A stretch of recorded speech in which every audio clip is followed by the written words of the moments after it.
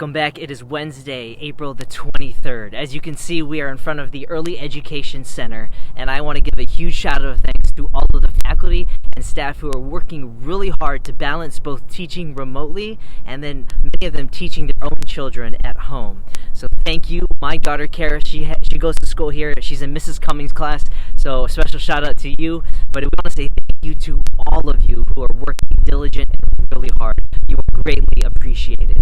Well, I am a child of Elohim, the one and true God, and I follow His Son Jesus, and I desire that you do the same.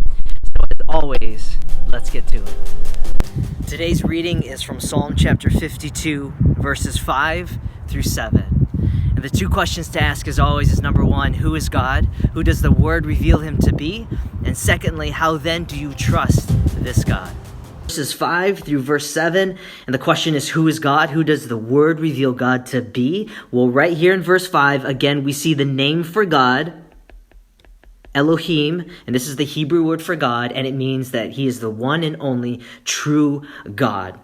So, who is God? Who does this text reveal God to be? Well, this text reveals that God, while He is loving and kind and compassionate, He is a holy judge who will judge the wickedness and sin of men one day. And this is terrifying. Look at this. It says, but God will break, and this is the idea of breaking down of a structure. He will break you down forever, ultimately in death. He will snatch you and He will tear you from your tent, your security. He will uproot you like uprooting a tree from the land of the living.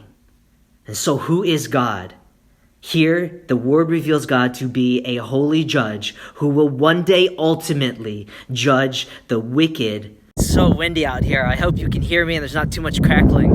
So I'll try to make this quick, but how do you trust this God, the true God, Elohim, who will one day judge the wicked?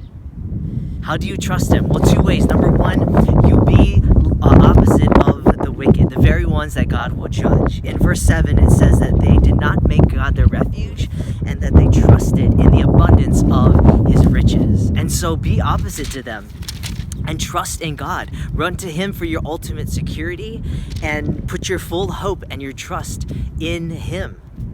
But not just be opposite of the wicked, but be like the righteous. In verse 6, it says, the righteous shall see and fear.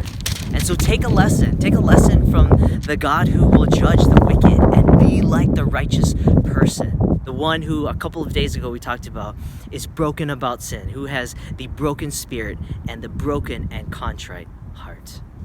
Today we are praying for all of the students and parents and really anyone maybe lacking in some motivation. We are praying for conviction for you from 1 Corinthians 10:31, that whatever you do, homework, make dinner, parent, disciple, go to work, whatever you do all for the glory of God, and you do your best. Philippians 4:13 says that you can do all things that God desires for you to do with His strength. Today is another day to see who God is, and then to help those right around you to see the same God, and then to help them follow Jesus. This is the mission. Keep to it. Don't give up. Lord willing, we'll see you guys tomorrow.